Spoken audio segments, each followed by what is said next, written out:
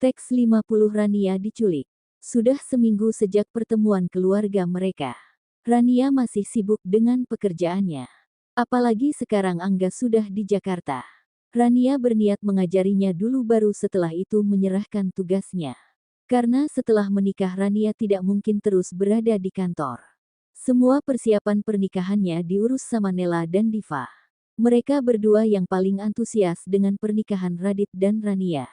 Hari ini Radit mengajak Rania makan siang sekaligus memilih gaun pernikahan di butik langganan Mama Radit. Mama Radit sudah membuat janji dengan pemilik butik hari ini. Menjelang siang Rania berangkat dari kantor ayahnya menggunakan taksi online. Dia sampai di kantor Radit. Sebelumnya Rania sudah memberitahu Radit kalau dia sudah berangkat ke kantornya. Dan Radit menyuruhnya menunggu di lobi. "Hei sopir, kenapa kamu di sini?" sapa resepsionis jutek ketika Rania sampai di lobi. Sejak Rania bekerja di sana sampai sudah tidak bekerja lagi. Resepsionis ini tidak tahu dengan nama Rania. "Mbak bertanya sama saya," tanya Rania pura-pura tidak tahu. "Iya kamu, emang siapa lagi yang sopir di sini?" katanya jutek. "Tapi saya bukan sopir lagi," jawab Rania. "Terus kalau kamu bukan sopir lagi, ngapain kamu di sini?" tanyanya mulai kesal. "Menunggu Pak Radit," jawab Rania santai. "Haha, kamu lucu. Untuk apa kamu menunggu Pak Radit? Apa kamu tidak tahu kalau Pak Radit sebentar lagi mau menikah? Ngaca dong kalau mau dekatin Pak Radit lagi pula kamu bukan levelnya Pak Radit," ucapnya mengejek. "Siapa bilang? Saya, ada Pak Radit," jawab resepsionis jutek tergagap. "Saya tanya siapa yang bilang kalau dia bukan level saya?" Hardik Radit dingin. Resepsionis ketakutan ketika dia melihat wajah marah Radit. Dia bahkan tidak sanggup mengeluarkan satu kata pun. Rania yang melihat Radit marah langsung menghampirinya. "Kita berangkat sekarang Kak?" tanya Rania. "Iya sayang, tapi apa kamu selalu diperlakukan tidak sopan seperti ini sama dia?" tanya Radit. "Sering iya, tapi tidak selalu. Lagian aku tidak apa-apa kok," jawab Rania santai. Radit kemudian menatap tajam ke arah resepsionis jutek. "Asal kamu tahu, orang yang kamu hina ini adalah calon istri saya. Mulai hari ini kamu saya pecat," ucap Radit dingin. Resepsionis terkejut mendengar pengakuan Radit. Dia tidak menyangka Rania yang selama ini jadi sopir Radit ternyata calon istrinya. "Tapi Pak, tidak ada tapi-tapian. Sekarang kamu kemasi barang-barangmu. Saya tidak mau melihat karyawan saya terutama resepsionis bersikap kasar sama orang yang datang ke kantor saya. Resepsionis tugasnya melayani orang dengan ramah karena dia salah satu cermin dari sebuah perusahaan," ucap Radit. Resepsionis hanya tertunduk lemah. Dia menyesali sikapnya sama Rania selama ini. "Ayo kita berangkat sayang," ajak Radit lembut.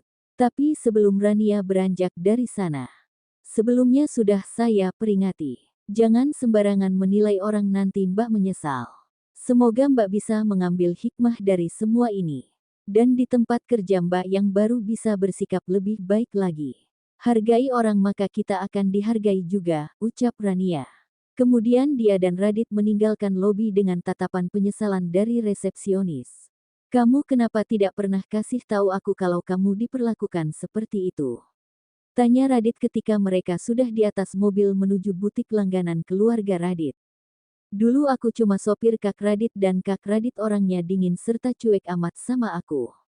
Lagian aku tidak pernah peduli dengan apa yang orang pikirkan tentangku. Bagiku selagi mereka tidak mengusik hidupku. Hanya sebuah cercahan bukan apa-apa. Dan satu lagi mereka tidak akan pernah menang ketika menindasku," jawab Rania santai. Karena kehidupan berat yang dijalaninya selama ini membuatnya sudah terbiasa dengan semua itu. Radit membenarkan soal tidak ada yang akan menang ketika menindas Rania termasuk dirinya. "Mulai sekarang kamu harus bilang sama aku kalau ada orang yang memperlakukanmu seperti tadi. Kamu harus mengangkat tinggi kepalamu biar orang tahu kalau kamu bukan orang yang mudah dihina lagi. Kamu putri tunggal dari pengusaha sukses Gunawan Wiratmaja dan calon istri Raditya Pratama Handoko. Siapa yang masih berani menghinamu?" ujar Radit. "Kalau kepalaku diangkat tinggi, nanti leherku bisa panjang seperti jerapah. Apa kakak mau menikah dengan jerapah?" Tanya Rania santai. Radit rem mendadak mendengar pertanyaan Rania. Aku serius Rania, tatap Radit. Rania yang ditatap dengan serius hanya tersenyum. Hidup terlalu serius bisa cepat tua kak, jawabnya lagi. Hufet kamu, kalau dibilangin ada aja jawabannya, Radit mulai sewot. Kap, kap, kap. Anak kecil udah mulai sewot. Entar anaknya juga suka sewot kayak bapaknya, ucap Rania sambil memegang pipi Radit. Radit tersenyum licik. Kamu tahu kalau anak kecil ini sudah bisa buat satu anak kecil. Dan kamu mau anaknya sekarang. Bisa kita coba, goda Radit. Rania langsung melepaskan tangannya dari pipi Radit. Pipinya juga merona merah mendengar ucapan Radit. Membuat Radit gemes melihatnya. Awas kalau kakak macam-macam. Aku buat kakak terbang ke seberang jalan, ancam Rania serius. Haha, jangan serius bu. Entar cepat tua, balas Radit. Rania melihat malas sama Radit. Makanya jangan suka bantah kata calon suami, ucap Radit lagi. Iya, jawab Rania singkat. Benar kata mama. Apa jadinya kalau kita bertengkar nanti? Ini aja aku sudah diancam terbang ke seberang jalan, kata Radit. Kenapa mama bilang begitu? Tanya Rania heran. Karena mama melihat kamu berkelahi waktu menolong anak kecil waktu itu, jawab Radit. Apa? Rania terkejut. Biasa aja kali, ejek Radit. Kenapa Kak Radit tidak beritahu aku? Kalau waktu itu Kak Radit di sana bersama Mama Papa. Aku jadi malu bertemu Mama Diva, ujar Rania. Kenapa harus malu? Mama malah bangga punya menantu sepertimu, hibur Radit sambil menjalakan mobilnya kembali. Tapi aku tetap malu, jawab Rania. Gak usah dipikirkan. Bahkan kamu akan lebih malu setelah kita menikah nanti, ucap Radit. Rania mencoba mencerna kata-kata Radit. Yang dibahas lain. Kenapa otak kakak tua traveling kemana-mana, gumam Rania. Aku dengar loh, ucap Radit. Hehe, Rania hanya tertawa pelan. Mereka sampai di butik yang dituju. Karena hanya memilih gaun yang akan dipakai mereka tidak lama di sana.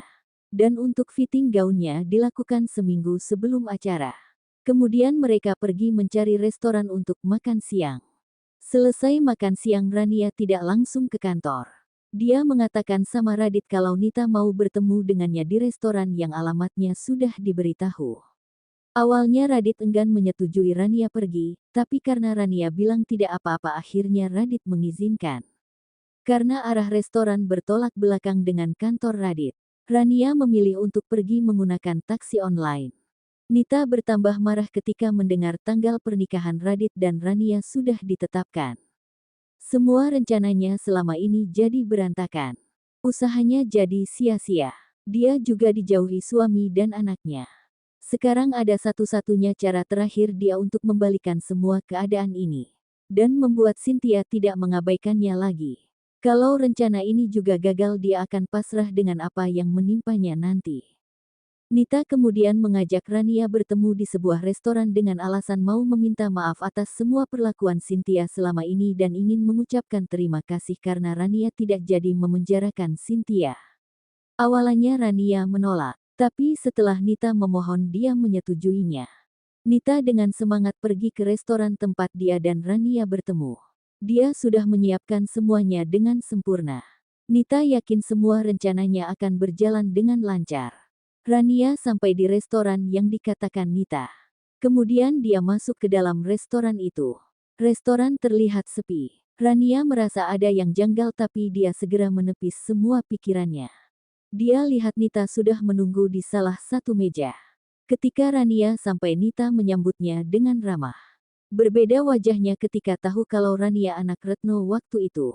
Kamu sudah sampai, silakan duduk, ucap Nita ramah. Makasih tante, jawab Rania. Kamu mau minum apa? Biar tante pesankan, ucap Nita. Gak usah tan, aku baru siap makan, tolak Rania. Gak apa-apa. Lagian gak enak kita bicara kalau tidak ada minuman, bujuk Nita. Kalau gitu orange juice aja tan, ucap Rania pasrah. Kemudian Nita memanggil pelayan untuk membawakan orange juice pesanan Rania. Karena dia sudah lebih dulu memesan minuman. Tidak lama kemudian minuman Rania datang. Oh ya, katanya tante mau membicarakan sesuatu. Tanya Rania. Tante cuma bingung mulai ceritanya dari mana, jawab Nita sedih. Rania jadi tidak enak.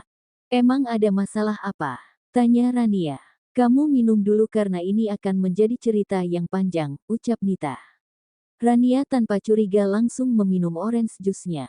Dia hanya meminum seteguk, tetapi kemudian kepalanya terasa pusing.